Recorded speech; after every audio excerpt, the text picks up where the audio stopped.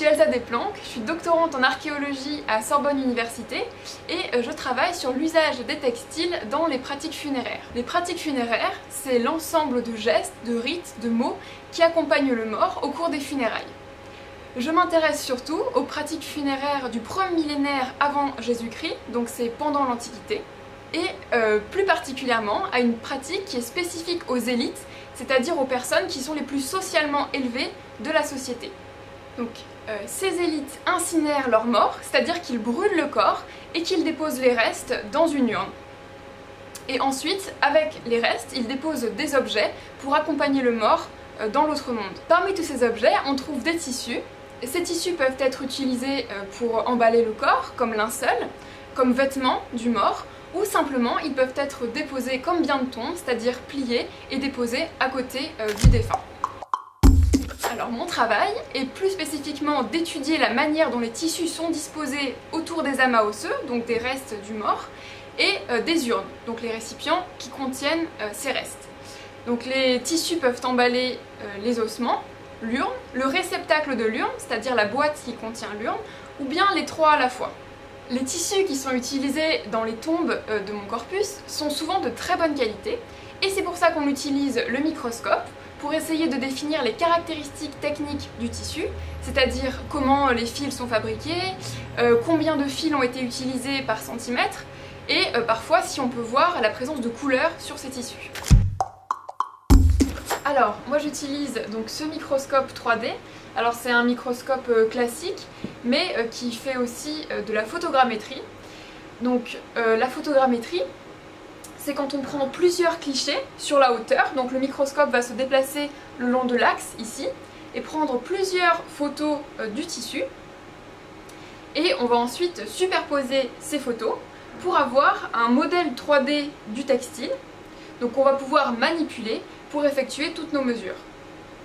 Alors l'autre avantage de ce microscope, c'est que par rapport à un microscope classique, on est obligé de mettre son œil dans la loupe et qu'on n'a pas forcément une très belle image. Ici on a vraiment un grand écran, on peut voir en direct ce qu'on fait sur l'écran, et on peut travailler à plusieurs, puisqu'on peut être plusieurs autour de cet écran et échanger autour de ce qu'on voit. En plus, on a des images en très haute résolution. Donc là on a un morceau de textile qui a été utilisé dans une tombe du 5e siècle en Grèce, et il servait à emballer les cendres du mort. Donc nous, ce qui nous intéresse, c'est de voir comment le tissu a été fabriqué pour voir s'il correspond aux standards de son époque. Donc on a deux fragments de tissu, hein, vous voyez, un avec des couleurs, qui est vraiment très coloré, et un sans couleur. Donc on va essayer de définir maintenant les caractéristiques techniques, c'est-à-dire comment les fils, quelle est la structure du fil.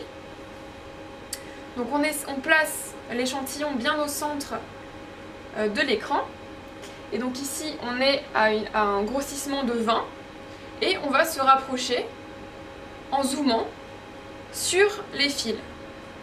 Donc ici, 3 fils qui ont été colorés en bleu. Et donc plus on se rapproche, mieux on voit la structure du fil. Donc là on fait la mise au point pour que ce soit le plus net possible. Et donc on voit très bien ici le fil et la manière dont les fibres ont été torsadées. Tous les petits fils qu'on voit, c'est les fibres qui composent le fil.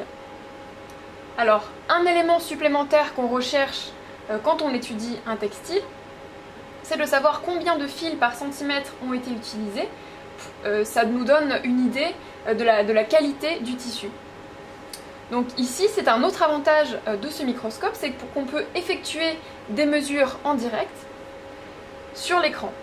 Donc ici, on a le fragment de textile. On va se rapprocher un petit peu en zoomant. Donc là, c'est un grossissement de 40. Et on voit ici donc tous les fils qui passent dans un sens, et on va essayer de savoir donc sur 1 cm combien de fils ont été utilisés.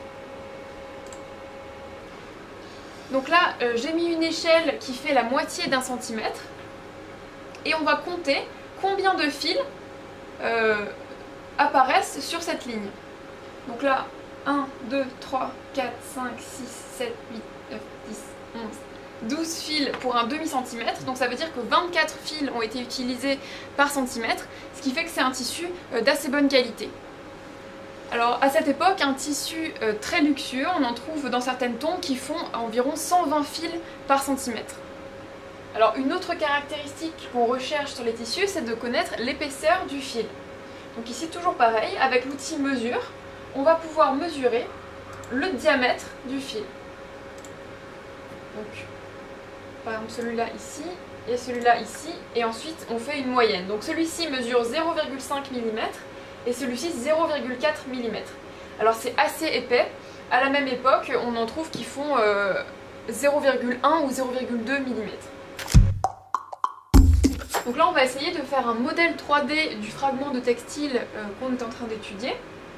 Donc on a bien placé l'échantillon au centre de l'écran.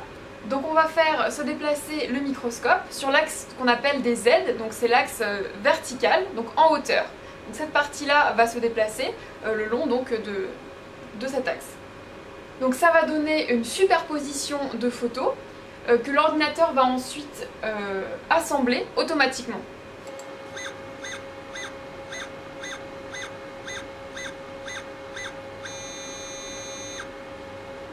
Donc là on voit très bien la manière dont les fils s'entrecroisent. Hein, on voit bien que ce fil-là passe sur celui-ci et sous celui-ci. Et c'est vraiment très utile lorsque le tissu est mal conservé et qu'on a du mal à se rendre compte de la structure du tissu. Donc grâce à ces modèles, on peut avoir une idée assez précise de la manière dont les tissus étaient fabriqués, des techniques utilisées et des gestes des tisserands. Alors le problème avec les fragments textiles, c'est qu'on ne peut pas vraiment les dater uniquement par la technique, puisque du début des premiers tissages jusqu'à peu près au milieu du Moyen-Âge, on utilise des techniques très similaires. Donc pour dater ces fragments, on est obligé de se servir du contexte dans lequel ils ont été découverts, notamment par exemple la forme de l'urne, donc du récipient, ou alors on peut utiliser des techniques chimiques pour déterminer par des éléments chimiques sa datation. Alors pour définir la datation des urnes, on utilise les profils qui correspondent à certaines modes dans le temps et on connaît les dates de ces modes et donc ça nous permet de savoir quand est-ce que l'urne a été enterrée. Et on utilise aussi les objets qui sont déposés dans les tombes qui ont de la même manière des profils spécifiques à une période.